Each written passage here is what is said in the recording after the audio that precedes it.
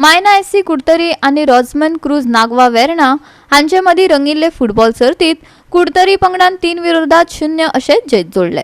जुआओ Francis फर्नांडिसाच्या उगडासान कोलवाच्या United दांडो बॉयजान ही सर्त घडोवन हाडिल्ली। ही फुटबॉल सर्त बाणावलेच्या दांडो खेळा मळार बरीच रंगली।